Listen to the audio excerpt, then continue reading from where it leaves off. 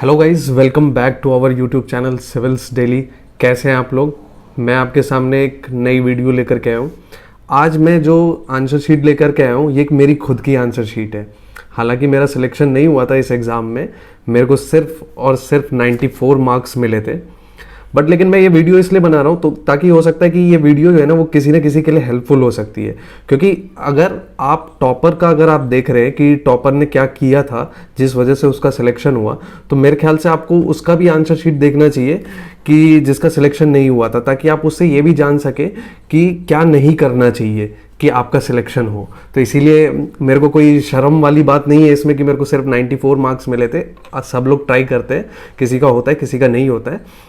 तो मैं बता दूं, आपको थोड़ा सा बैकग्राउंड दे दूं। ये 2018 का आंसर शीट है, ठीक है। उस एग्ज़ाम में मेरे प्रीलिम्स में जो है वो 133 मार्क्स थे आउट ऑफ 200, और which was considered to be as good marks, ठीक है। लेकिन मैं अनफॉर्चुनेटली मेंस में नहीं कर पाया था, तो इसमें कोई गुरेज नहीं होना चाहिए कहने में। और अब देखते हैं इसके बारे में, मैं आपको आगे बताता हूँ कि क्या मेरे से कमियां रह गई थी, क्या गलतियां रह गई थी, ठीक है। तो सबसे पहले मैं जो है आपको वो दिखा देता हूँ कि क्वेश्चन पेपर, ठीक है। सबसे पहले मेरा क्या माइंडसेट था ये जानना बहुत ज़रूरी है। सबसे पहले मैंने क्या किया कि मैंने अपने प्रिपरेशन के टाइम पर भी मैंने ये रखा था कि मैं वहाँ पर जब भी जाऊँगा तो मैं सबसे पहले जो है वो शेयर फोर्स और बेंडिंग मोमेंट डायग्राम का जो है वो क्वेश्चन अटेम्प्ट करूँगा।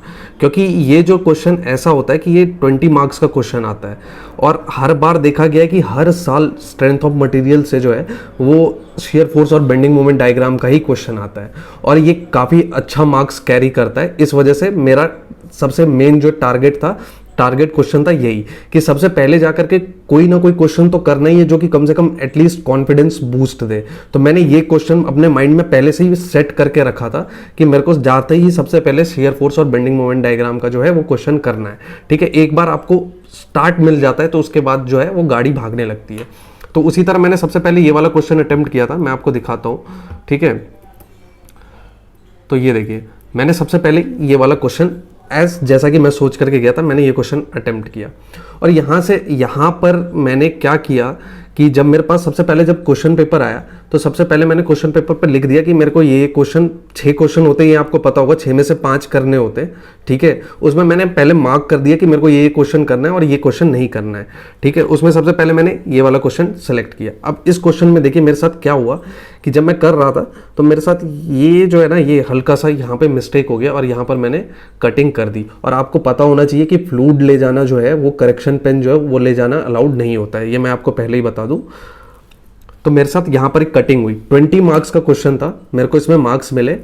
कैलकुलेशन पूरी परफेक्ट थी, साइन कन्वेंशंस वगैरह भी मैंने यहाँ पर शो किए, एकदम पूरा कैलकुलेशन मैंने शो किया कि कैसे क्या है, ठीक है। और मैंने लगभग 2.5 पेज लिया इसके लिए, ठीक है। अगर आप किसी और की कॉपीज़ देखेंगे, ये बाद में मेरे को चीज़ों का एहसास हुआ कि अगर आप किसी और की कॉपीज़ देखेंगे, उन्होंने सिंपल एक पेज में सिर्फ शेयर फोर्स और बेंडिंग मोमेंट डायग्राम बना दिया और बेसिक कैलकुलेशन शो कर दिए, और उस पर भी उनको पूरे मार्क्स मिले हैं, ठीक है। तो आप यहाँ पर देखिए, शायद से उसे एक कटिंग की वजह से उनको लगा होगा कि ये परफेक्ट आंसर नहीं है, इस वजह से 1 मार्क्स कट कर लिए गए, ठीक है। उसके बाद जो है वो मैं नेक्स्ट क्वेश्चन जो मैंने सेलेक्ट किया था, एक स्लैब का डिज़ाइन आया था, ठीक है। मैं आपको क्वेश्चन भी दिखा देता हूँ कि क्वेश्चन एग्जैक्टली था क्या।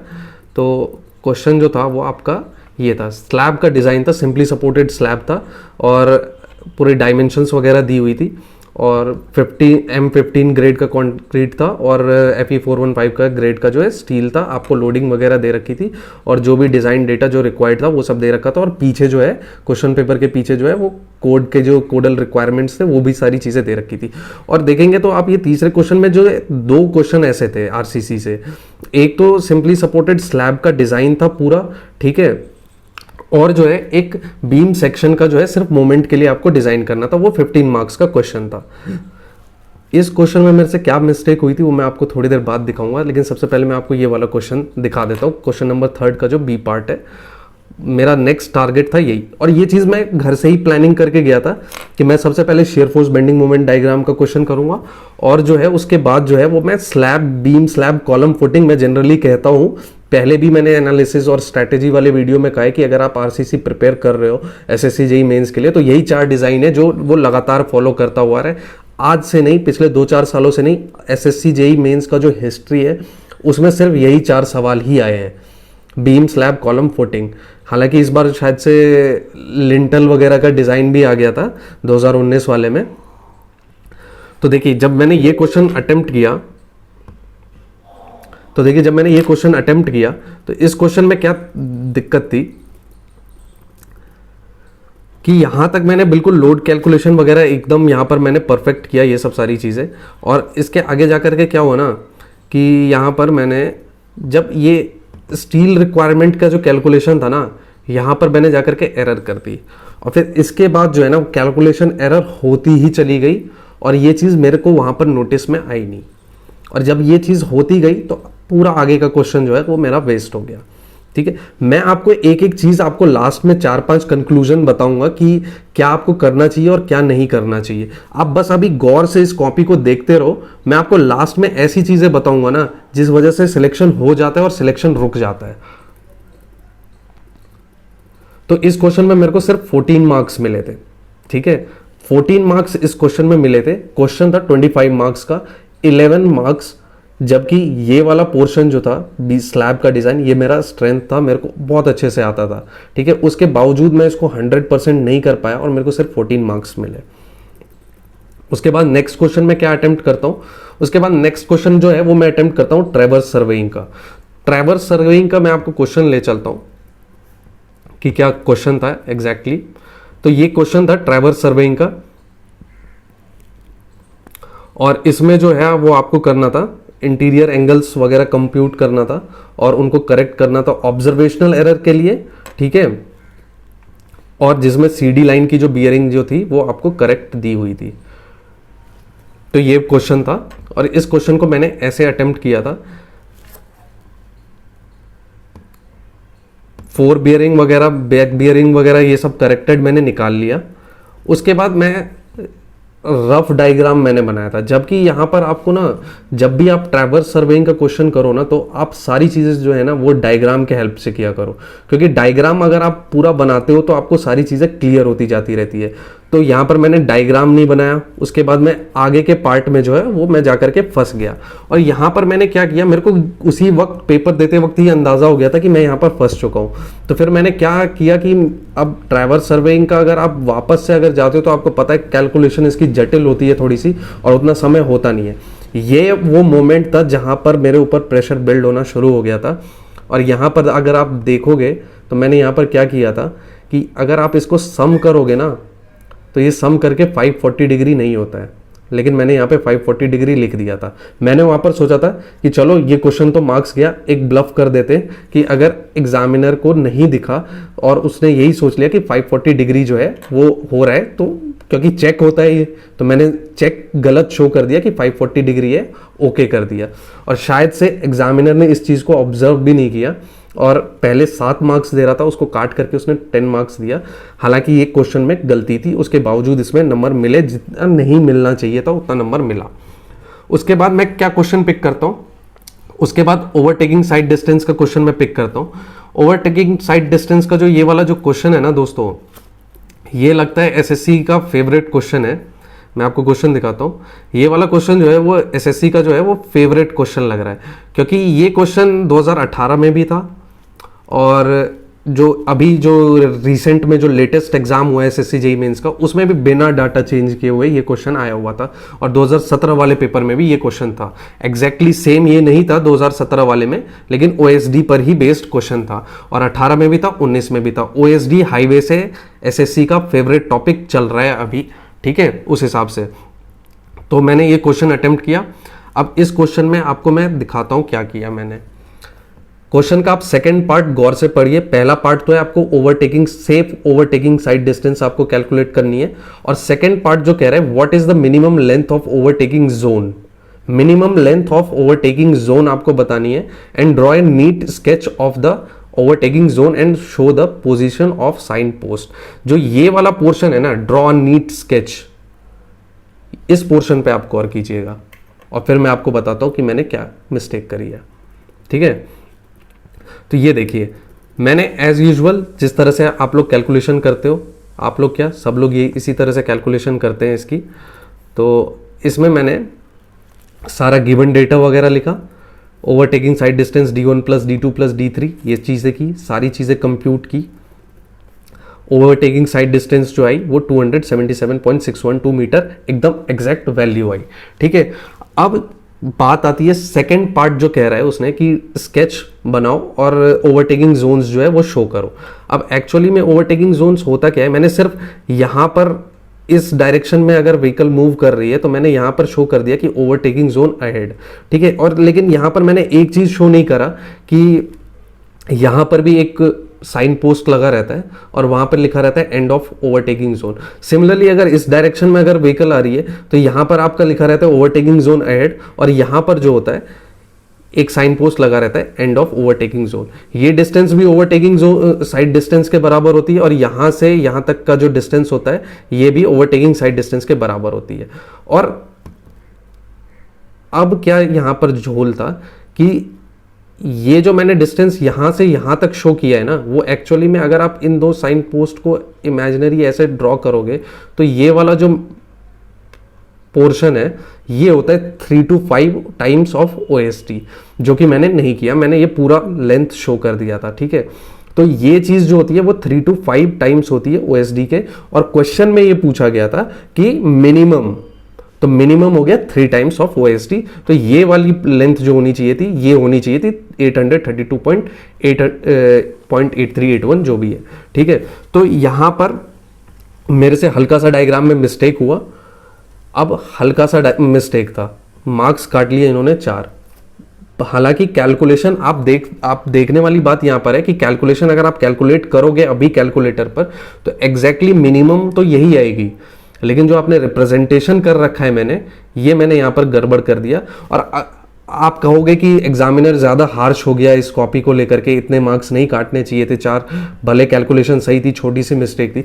लेकिन आप दोस्तों आप एक चीज़ समझो कि अगर यही गलती अगर आप जा करके इंजीनियर बनते हो और यही गलती आप उठा करके फील्ड पर करते हो तो सिविल इंजीनियरिंग ऐसी ब्रांच है जहाँ पर एरर नहीं होते, यहाँ पर मौतें ही होती है सीधा। ठीक है, तो ये वो ब्रांच है। ठीक है, तो यहाँ पर इन चीज़ों को आप प्रैक्टिकली होकर के सोचिए कि आपने कितनी भारी मिस्टेक करी। आप क्या, मैंने ही ये गलती करी है, तो आप लोग ये गलती मत करना आगे जा करके। अब नेक्स्ट क्वेश्चन जो मैंने अटेम्प्ट किया था, नेक्स्ट क्वेश्चन मैंने कंसोलिडेशन का अटेम्प्ट किया था। आप एक चीज़ और आप क्वेश्चन पेपर में मेरे आंसर शीट में आप देख रहे होगे कि मैंने कोई भी क्वेश्चन जो है वो ऑर्डर में अटेम्प्ट नहीं किया था। जो मेरा स्ट्रेंथ था पोर्शन, मैं उस वाइज मैं अटेम्प्ट करता चला गया। तो पहले क्वेश्चन का ही बी पार्ट था, पहले क्वेश्चन का ही जो है ये बी पार्ट था कंसोलिडेशन का। ठीक है, कंसोलिडेशन में आपसे पूछा गया था ये आप लाइन गौर कीजिए, how much settlement would occur at the end of 1 year and 4 year. ठीक है, अब मैंने क्या किया ये देखो, आप बस देखते रहना कि मैंने कहां कहां आते हुए भी चीजों को गलत किया है। मैंने सारी टाइम फैक्टर वगैरह सब कुछ एकदम परफेक्ट कैलकुलेट किया। ठीक है, उसके बाद देखो,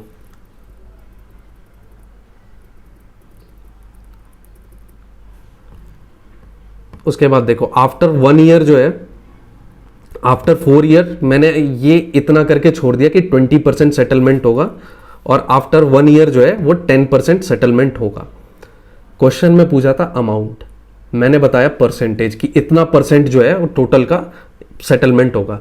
अगर आप 2018 का अगर आप सॉल्यूशन देखेंगे किसी भी रेप्यूटेड कोचिंग इंस्टीट्यूट का, तो उनका आंसर भी यही है 20% 10%। ठीक है, लेकिन यहां पर बस एक स्टेप और करना था कि 20% निकाल करके आपको बताना था कि इतने का 20%, इतना अमाउंट, इतना सेंटीमीटर जो है वो सेटलमेंट करेगा 4 साल में। आपने सिर्फ 20% और 10% करके छोड़ दिया। ठीक है, जो कि शायद से एग्जामिनर को पसंद नहीं आया, जबकि ये जो है सिर्फ इसके बाद जो है सिर्फ एक स्टेप बचता था सॉल्यूशन का, वो मैंने मिस कर दिया। उस वजह से ये 15 मार्क्स का क्वेश्चन था, 15 मार्क्स का क्वेश्चन था, और इसमें से जो है 12 नंबर डिडक्ट कर लिए गए इस वजह से। तो ये बहुत भारी मिस्टेक है। अगर आप कोई भी क्वेश्चन अटेम्प्ट कर रहे हो और वो आपको आता है तो उसको कंप्लीट 100% सेटिस्फाई कीजिए। आप ऐसा सोचिए कि एग्जामिनर कुछ नहीं जानता है, एक छोटा सा बच्चा है, उसको आपको सारी चीज़ें समझानी है। ठीक है, तो आगे देखते हैं आगे क्या है। आगे मेरे साथ क्या हादसा हुआ कि ये क्वेश्चन था लेसीज थ्योरी से चैनल का डिज़ाइन करना था, और ये वाला पोर्शन था ना, ये लेसीज डिज़ाइन, चैनल डिज़ाइन, इसमें सिर्फ फॉर्मूले हैं और एम्पेरिकल फॉर्मूले हैं, कोई इसका जो है प्रूफ वगैरह नहीं है, एम्पेरिकल फॉर्मूले। तो इसमें बहुत सारे 2-4 फॉर्मूले हैं, और मेरे को लगता था कि ये फॉर्मूले मैं भूल जाऊंगा, इसलिए मैं एग्ज़ाम हॉल तक भी मैं ये फॉर्मूले जो है वो याद करते करते गया, और नतीजा ये हुआ, मेरे को पूरा श्योर था कि ये क्वेश्चन आएगा, और उसके बावजूद मेरे साथ ऐसा हुआ, शायद प्रेशर रहा हो या क्या वजह रही हो, शायद प्रेशर ही वो वजह थी कि मैं ये फॉर्मूला भूल गया, क्योंकि मैं एक गेट तक, जब एग्ज़ाम हॉल में मैं एंट्री कर रहा था तब तक मैं ये फॉर्मूला देखता हुआ जा रहा था, और हुआ ऐसा कि मैं इस फॉर्मूले को बीच में ही भूल गया, उसके आगे मैं इस क्वेश्चन को अटेम्प्ट नहीं कर पाया, और ये जो 2 मार्क्स जो दिए गए हैं वो सिर्फ जो एक आध फॉर्मूले सही हैं उसके ही मार्क्स मिले हैं, बाकी क्वेश्चन में कुछ मैं कर नहीं पाया था। ठीक है, तो आप देख सकते हैं मैंने पूरा खाली छोड़ा। उसके बाद मैंने वर्केबिलिटी का क्वेश्चन अटेम्प्ट किया था। दोस्तों ये वाला जो क्वेश्चन है ना, ये वाला थ्योरी में बिल्डिंग मटेरियल से जो है वो एसएससी का फेवरेट क्वेश्चन जा रहा है वर्केबिलिटी के बाद। 17 में भी आया, 18 में भी आया, और इस बार में भी मैं मेंस का पेपर दे करके आया था 2019 वाला, तो 2019 वाले में भी यही क्वेश्चन था। ठीक है, उसमें सिर्फ फैक्टर्स अफेक्टिंग वर्केबिलिटी के बारे में पूछा गया था 2019 में। तो इस थ्योरी वाले क्वेश्चन में मेरे को जो मार्क्स मिले थे वो मैं आपको दिखा दूं कि मेरे को कितने मार्क्स मिले थे। मेरे को 13 मार्क्स मिले थे, और ये क्वेश्चन जो था वो कितने मार्क्स का था, ये क्वेश्चन 20 मार्क्स का था आई गेस। देख लेते हैं। हाँ, ये क्वेश्चन जो था वो 20 मार्क्स का था कि what is the workability of concrete, explain slump test and compacting factor test. आपको दोनों टेस्ट एक्सप्लेन करने थे वर्केबिलिटी के लिए, और इसमें मेरे को सिर्फ 13 मार्क्स मिले थे। अगर आप देखें ना तो थ्योरी में अगर आपको 20 में से 13 मार्क्स मिल रहे तो दैट इज़ गुड। क्योंकि जनरली यही देखा गया है कि थ्योरी में जो है आपको ज़्यादा मार्क्स नहीं मिलते हैं। उसके बाद मैं सिर्फ थ्योरेटिकल क्वेश्चंस अटेम्प्ट करने के लिए चला गया। आप देख सकते हैं मैंने टिम्बर का क्वेश्चन अटेम्प्ट किया। यहाँ पर मेरा क्या माइंडसेट था ये मैं आपको बताता हूँ कि ये 10 मार्क्स का क्वेश्चन था। ठीक है, और जब मैं ये पेपर देने जा रहा था तो मैंने उससे पहले बाकी स्टूडेंट्स की जो कॉपी एनालाइज करी थी, उसमें मैंने जनरली ये देखा था कि एग्जामिनर जो है थ्योरी का जो पोर्शन होता है, थ्योरी के जो आंसर्स होते हैं उसमें उतने नंबर दे देता है जितने उसने पॉइंट्स लिखे रहते हैं। तो मेरा माइंडसेट कहीं ना कहीं यही था। हालांकि ये भी देखा जाना चाहिए कि क्या चीज़ लिखी गई है, और अगर आप देखेंगे तो इसमें मैंने चीज़ें मेंशन तो करी थी, लेकिन बात वही है, थ्योरी में आपको 10 में से 3 नंबर, 4 नंबर, 5 नंबर अगर मिल जाते हैं तो आपको सेटिस्फाई हो जाना चाहिए कि इतने ही मिलेंगे। आपका प्राइम फोकस होना चाहिए न्यूमेरिकल क्वेश्चंस पे। ठीक है, इसके बाद मैंने क्या क्वेश्चन अटेम्प्ट किया, उसके बाद मैंने डेप्रिसिएशन, सिंकिंग फंड वगैरह ये सब लिखना था। ये भी एसएससी का एस्टिमेशन एंड कॉस्टिंग में से थ्योरेटिकल क्वेश्चन में से एक हॉट टॉपिक है, और जो लगभग हर साल ही रिपीट होता है ये क्वेश्चन। तो मैं आपको साथ के साथ वो भी बताते जा रहा हूँ कि कौन से क्वेश्चन जो है वो हर साल रिपीट होते हैं। उसके बाद मैंने जो आपको कह रहा था कि जो दूसरा क्वेश्चन था आरसीसी में से, मैं आपको क्वेश्चन दिखाता हूं कि design a rectangular beam to resist a bending moment of working load equal to 45 kilo newton per metre using M15 and mild steel. यहाँ पर मीटर नहीं होगा, किलो न्यूटन मीटर होगा। ठीक है, अब यहाँ पर गौर करने वाली बात क्या है कि जब आप प्रेशर में होते हो तो आपसे क्या क्या गलतियां होती है। यहाँ पे क्वेश्चन में लास्ट में क्या लिखा है, M15 एंड माइल्ड स्टील। मैंने क्या किया है, एग्जैक्टली बिल्कुल क्वेश्चन को सही तरीके से फॉलो किया। स्टार्टिंग में वर्किंग मोमेंट इतना है, ठीक है, 1.5 से मल्टीप्लाई करके अल्टीमेट मोमेंट निकाला। ठीक है, विड्थ और डेप्थ में मैंने रिलेशन एज्यूम किया। उसके बाद जो अल्टीमेट मोमेंट होता है, गाइज ये देखिए यहां पर मेरे से क्या मिस्टेक हुई थी। अल्टीमेट मोमेंट जो होता है वहां पर क्वेश्चन में लिखा था माइल्ड स्टील, और मैंने अल्टीमेट मोमेंट का जो फॉर्मूला यूज किया इसमें वो FE415 के लिए किया, और यहीं पर सारा क्वेश्चन का गेम ही खत्म हो गया। यहां पर सिर्फ मेरे को इतना चेंज करना था 0.148 FC के BD स्क्वायर, और यहां पर मैंने यूज किया 0.138। ठीक है, मैंने यहां पर ये मिस्टेक कर दी थी जिसकी वजह से सारी कैलकुलेशन रॉन्ग हो गई, और इस क्वेश्चन में मेरे को सिर्फ 6 मार्क्स मिले, जो कि वो भी मेहरबानी से मिले। ठीक है, तो आपको मैं यही चीज़ आपको दिखाना चाह रहा हूँ कि अगर आप कोई क्वेश्चन 100% नहीं कर रहे हो तो आपको उसका बहुत बड़ा खामियाजा भुगतना पड़ेगा। और आप ऐसे क्वेश्चन में आपने देखा है कि मैंने ऐसे क्वेश्चंस में मिस्टेक करी है, चाहे आप सॉइल वाला कंसोलिडेशन का क्वेश्चन देख लो या ये क्वेश्चन देख लो, तो ये 100% बंदे को आता रहता है, उसके बावजूद क्या क्या मिस्टेक करता है।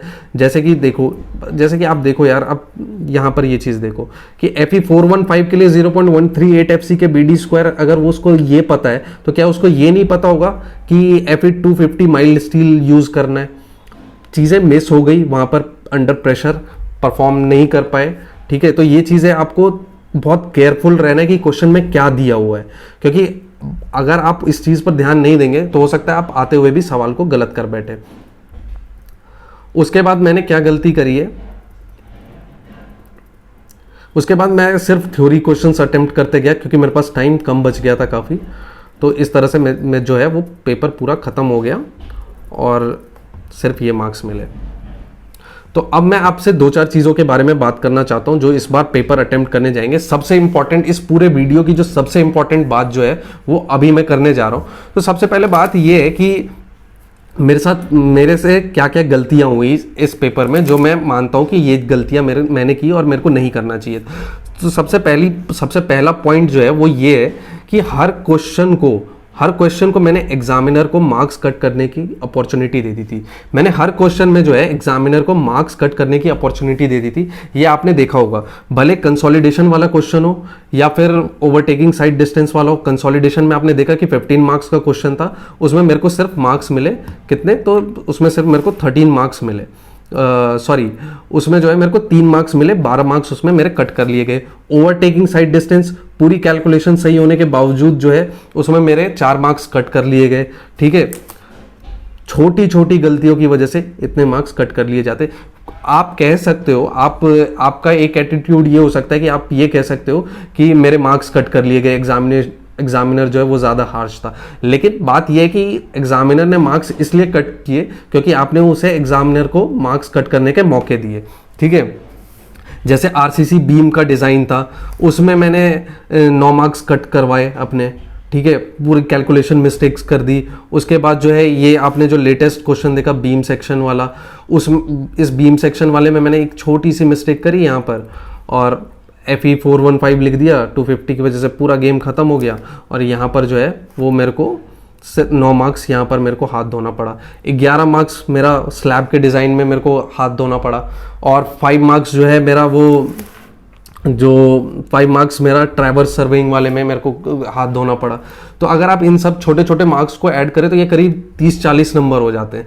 और अगर आप 94 मार्क्स में ही अगर ये 30-40 मार्क्स वो ऐड करें जो कि मैं प्रिपेयर्ड था और तब जा करके मैं 100% उन क्वेश्चंस को नहीं कर पाया, तो अगर आप इन मार्क्स को अगर आप ऐड करेंगे तो ये मार्क्स जो है और मेरा जो SSC JEE प्री में जो मार्क्स था, अगर उन दोनों मार्क्स को ऐड कर दे तो शायद मेरा सिलेक्शन भी हो जाता और काफ़ी ईजिली हो जाता। तो यही चीज़ मैं आपको कहना चाहता हूँ कि जो भी क्वेश्चन आप अटेम्प्ट करें आप 100% अटेम्प्ट करें, क्योंकि आपने कितने मार्क्स का अटेम्प्ट किया है ये मैटर करता ही नहीं है यहाँ पर। क्योंकि अटेम्प्ट तो मैंने भी 220 मार्क्स का किया था इसमें, लेकिन क्या वो मैटर करा? नहीं, बिल्कुल मैटर नहीं करता। मैटर क्या करता है? आपकी एक्यूरेसी कितनी है। आप यहाँ पर जाकर के ये छोटी छोटी गलतियाँ यहाँ पर आप कट मार्क लगा दोगे तो एक आध नंबर यहाँ से कट जाते हैं और एक मार्क्स की फाइट है यहाँ पर, ठीक है। और इस कॉपी में जो सबसे पॉजिटिव चीज़ अगर आप कुछ लेकर के जाना चाहते हैं तो सबसे पॉजिटिव चीज़ इस कॉपी में ये है कि मैंने थ्योरी का क्वेश्चन जो है आपने देखा होगा कि वो बिल्कुल लास्ट में अटेम्प्ट करा है। थ्योरी में मार्क्स नहीं मिलते SSC JEE में, ये मैं बार बार कहता हूँ।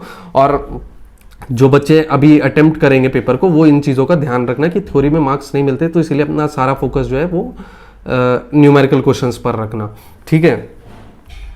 तो यही सब सारी चीज़ें बात थी कि सबसे पॉजिटिव चीज़ इसमें ये है कि अटेम्प्ट जो आपको करना है थ्योरी पोर्शन को वो लास्ट में अटेम्प्ट करना है। और सबसे पहली चीज़ क्या क्या कंक्लूजन है वो मैं फिर से आपको एक बार रिपीट कर दूं कि आपको ओवर प्रेडिक्टिव नहीं होना पेपर को लेकर के कि क्या आ सकता है क्या नहीं आ सकता। और जो भी क्वेश्चन आप अटेम्प्ट कर रहे हो वो 100% अटेम्प्ट करो। कुछ भी चीज़ मत छोड़ो, जो क्वेश्चन में पूछा है टू द पॉइंट लिखो, बात करो, खेल खत्म, यही बस इतना ही करना है आपको। ठीक है, फॉर्मूले आपने देखा, जैसे कि मैं लेसिस थ्योरी वाला फॉर्मूला भूल गया था, तो आपको वो फॉर्मूला नहीं भूलना है, आपको फॉर्मूले ध्यान रखने हैं सारे। एटलीस्ट ये चीज़ तो आप करके ही जा सकते हो कि आप फॉर्मूले ना भूले। उसके लिए आप जो दिन रात फॉर्मूले रटो, जो मर्जी करना है करो, कैसे करना है वो आपको डिसाइड करना है, लेकिन आपको वो करना पड़ेगा। ठीक है, तो यही सब सारी चीज़ें आने वाले टाइम पर, और मैं आपको ऐसे वीडियोस बना करके आपको गाइड करता रहूँगा। चैनल को सब्सक्राइब करो और शेयर करो, और फटाफट बेल आइकन ज़रूर दबाना, ताकि कोई भी नोटिफिकेशन हो वो आप तक पहुँच सके।